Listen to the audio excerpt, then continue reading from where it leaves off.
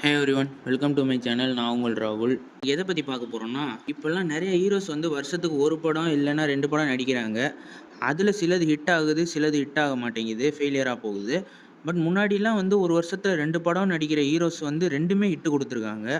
அப்படி என்னென்ன படம் நடிச்சிருக்காங்க, யாரெல்லாம் ஹிட்டு கொடுத்துருக்காங்கன்றத பற்றி இந்த வீடியோவில் பார்ப்போம். வாங்க வீடியோக்குள்ளே போகலாம்.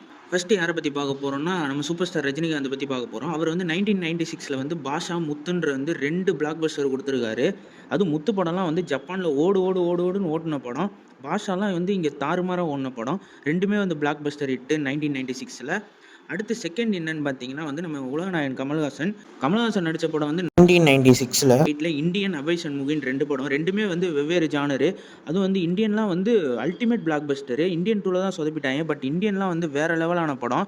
அபய் சண்முகியில் வந்து அவர் லேடிஸ் கேட்டை போட்டு நடித்ததெல்லாம் அவ்வளோ காமெடியாக இருக்கும். அப்படியே காமெடி ஜானரில் எடுத்திருப்பாங்க அந்த படத்தை. 2மே வந்து சூப்பராக இருக்கும். அடுத்து வந்து 2003 பார்த்தீங்கன்னா வந்து சூர்யாவுக்கு வந்து பிதாமகன், காக்கா காக்கன் 2 படம் வந்திருக்கும்.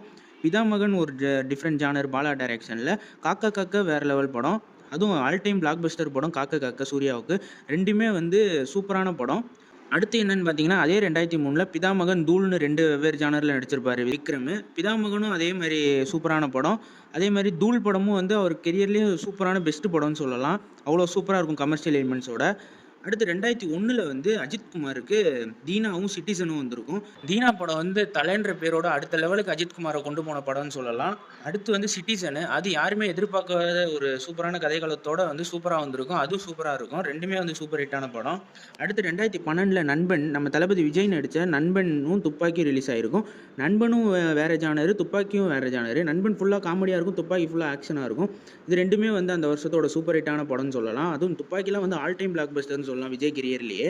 இதே மாதிரி 2024 சிவகார்த்திகேயனுக்கு அயலானும் அமரனும் ரிலீஸ் ஆச்சு. இதில் வந்து அயலானும் ஹிட் தான், அமரனும் பிளாக் பஸ்டர் தான். 2மே வந்து சூப்பர் ஹிட்டான படங்கள் தான். அதே போல் 2025 பிரதீப் ரங்கநாதனுக்கு 2 படம் ரிலீஸ் ஆகுது.